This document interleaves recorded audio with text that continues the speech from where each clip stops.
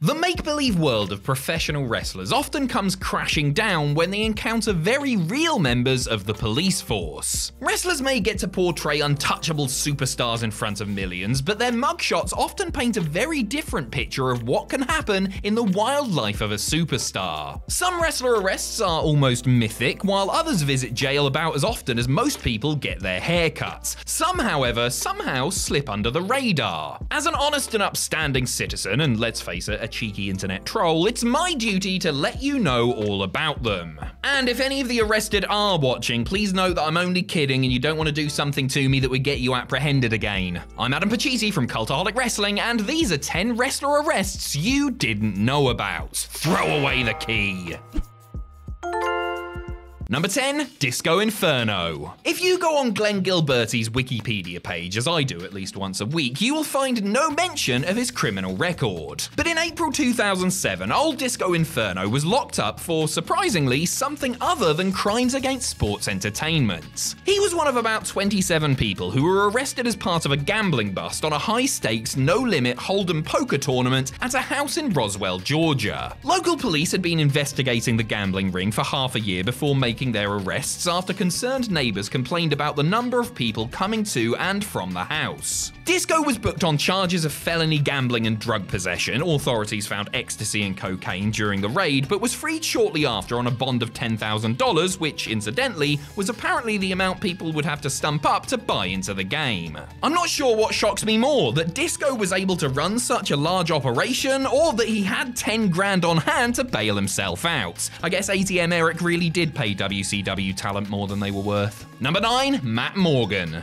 Look at the size of Matt Morgan. The man clearly likes to spend serious time in the gym, and if I were me, and I am, I wouldn't get in the way of his workouts. While on the way to pump some iron in Louisville, Kentucky on January 10th, 2006, Morgan was cut off in traffic by a female driver. The future TNA star pulled up alongside her and yelled, "You better be glad I'm not a police officer," and then drove off. Tough guy. Later on, Morgan was pulled over for running a red light, and when the police officer entered his license plate, the car matched the description of a call they had received about somebody impersonating a police officer. Turns out the lady who got an earful took down the Manic Blueprint's plates and reported him. He was arrested for impersonating an officer and brought to the station for questioning. After explaining the specifics of the situation, Morgan was released without being formally charged, free to get back to his bench press. Number 8, Billy Joe Travis. You likely haven't heard of Memphis wrestling star Billy Joe Travis, since he worked almost exclusively in the Southern wrestling territories during the 80s and 90s. He was a regional star, but gained a measure of worldwide infamy when his very real arrest was broadcast on Memphis wrestling television. Travis's ex had been seeking overdue child support payments and tipped off local police that her baby daddy would be on location at the TV studios on a specific date. The police followed up on the tip and were on the scene when Billy Joe arrived for work. He was promptly arrested, but USWA Championship Wrestling booker Jerry Lawler wasn't about to let such a golden opportunity go, and used his celebrity status to make sure the arrest could be filmed and used in a storyline between Travis and Lawler's son, Brian Christopher. We've seen countless kayfabe arrests on pro wrestling programs over the years, but this was the genuine article. I'm not sure if his ex got her money or not, I mean, I hope she did, but you cannot put a price on an angle like this. Number 7, Johnny Grunge. Within a month of signing with WCW in January of 1996, Johnny Grunge became public enemy number 1. Or was he public enemy number 2? I forget. The former ECW standout had a reputation for raising hell and wasted no time at all in giving his new colleagues a taste of his freewheeling personality. One day, Grunge got intoxicated and stole a vehicle. Not just any vehicle, mind, but a hotel van reserved for the WCW production crew. After going on his little joyride, Grunge parked the truck and passed out inside of it. When police caught up with him, he was promptly arrested and charged with driving while intoxicated, as well as auto theft. Considering how new and low on the totem pole he and Rocco Rock were, you would think that WCW would waste little time in sending them back to Philadelphia, but amazingly, they kept him on.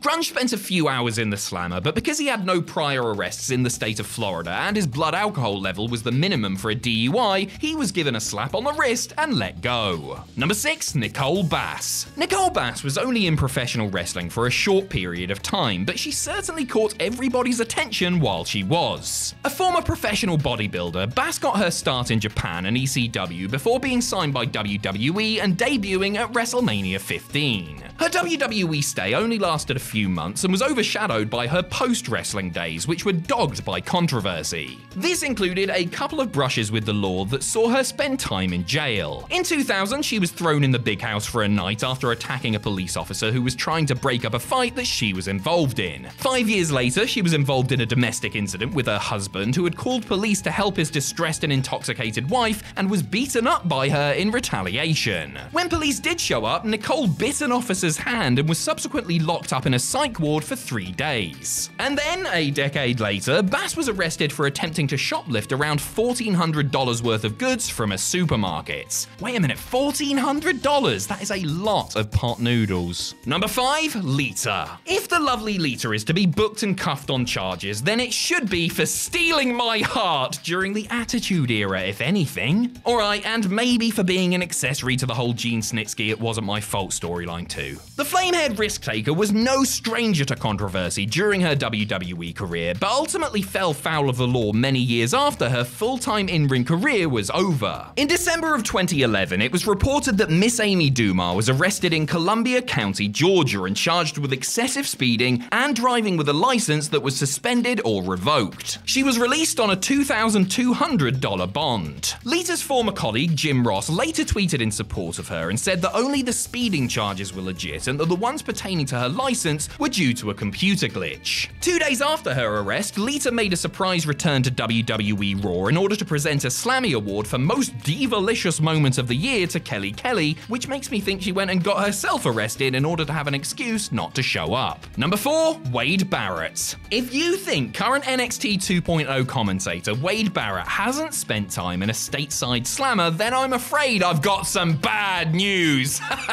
See what I did there? That's his catchphrase, innit? Just checking, but you can't be arrested for bad jokes, can you? Anyway, our Wade got nicked while training at WWE Developmental Territory FCW in 2008. It should be noted that he was not alone in this regard and that many of his fellow hopefuls endured a similar fate thanks to the Sunshine State's boozy nightlife.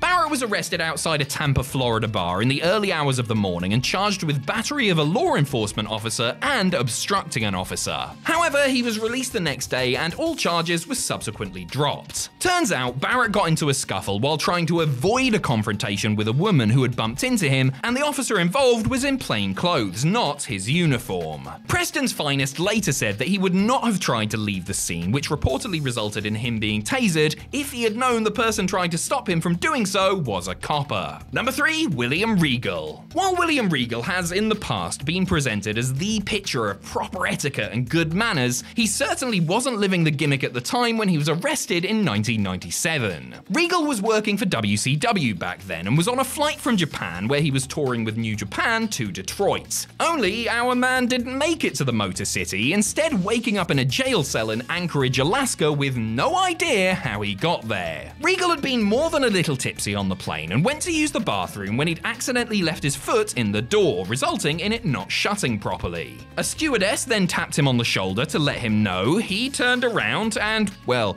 you know what happened, don't you? Regal later recalled sitting in court wearing handcuffs and an orange jumpsuit and not having a clue what was going on when the judge read out the charge of urinating on a flight attendant. Though many poked fun at Regal, it was no laughing matter as far as WCW were concerned and temporarily left Regal's status with the company up in the air, if you pardon the pun, until the charges were dropped. Number 2, Tyson Tomko. I know they say never judge a book by its cover and all that, but everything I've been led to believe by films and TV shows tells me that Tyson Tomko not only belongs in prison, but that he should also be the meanest and toughest criminal in his cell block. With his tattoos, muscles, and big scary beard, the problem solver looked the part but didn't get into any serious trouble with the law until his wrestling days were done.